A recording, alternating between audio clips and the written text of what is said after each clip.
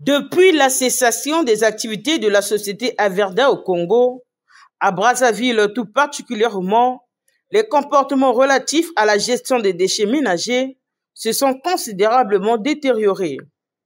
Les dépôts sauvages se multiplient dans les rues, aux intersections, aux abords des établissements commerciaux. La conscience écologique semble en net recul. Autrefois, sans appui structurel, les citoyens faisaient preuve de retenue. Aujourd'hui, ce n'est plus le cas. Il y a un problème de conscience. Hier, les gens prenaient conscience de l'environnement. Maintenant, les gens ne s'occupent plus de la propriété de la ville. C'est pas la force seulement de la mairie. Nous devons nous appliquer nous-mêmes.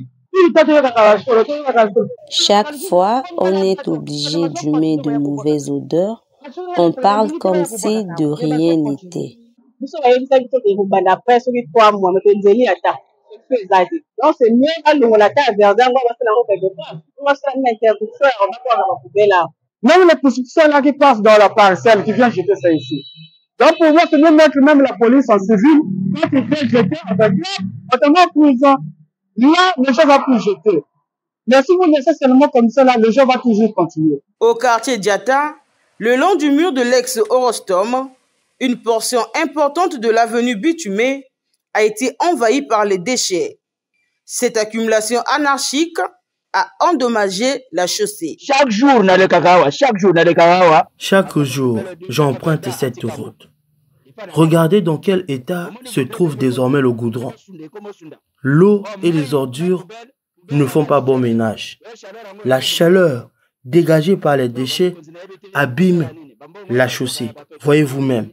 Ça fait plusieurs mois que ces saletés-là sont là et la population qui continue toujours de venir déverser la saleté. Mais ça nous dérange, surtout moi qui passe de temps en temps par là. Franchement, je suis obligée parfois de boucher mes narines pour passer parce que ça me dérange.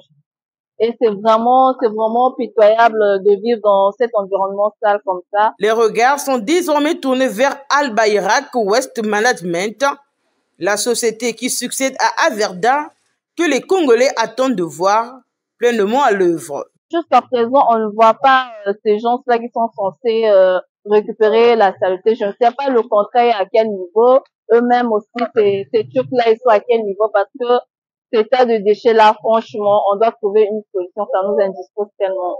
S'ils ont changé la société, il faut qu'à se mettre à l'œuvre pour voir ramasser, mettre la ville propre. Tel que nous vivons. Il ne s'agit pas de Mukondo. Vous allez en Tilou, vous allez à la base, vous allez à autre quartier, même à Wenze. Les ordures sont abandonnées. Comment vit la population? Dans les ordures. Il faut enlever. Qu'ils se prennent la charge. Le ministre de l'Assainissement urbain, du développement local et de l'entretien routier, Juste Désiré Mundele, interrogé à ce propos, a tenté d'apporter des éclaircissements. Nous avons bénéficié de l'éducation civique. Nous avons bénéficié jadis aussi de la formation en ce qui concerne les règles d'hygiène.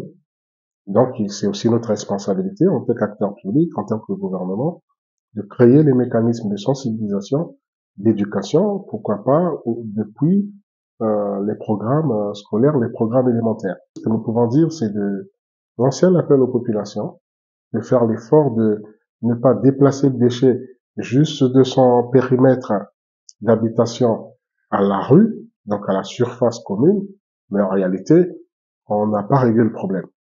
Mais ceci dit, il est important de relever que la société Al Bayrak a commencé, mais elle devrait s'appuyer avant tout sur l'action populaire, sur l'appui communautaire. Vous avez les chefs de bloc, les chefs de quartier, les administrateurs maires, mais vous avez aussi les citoyens, les pères de famille, les enfants.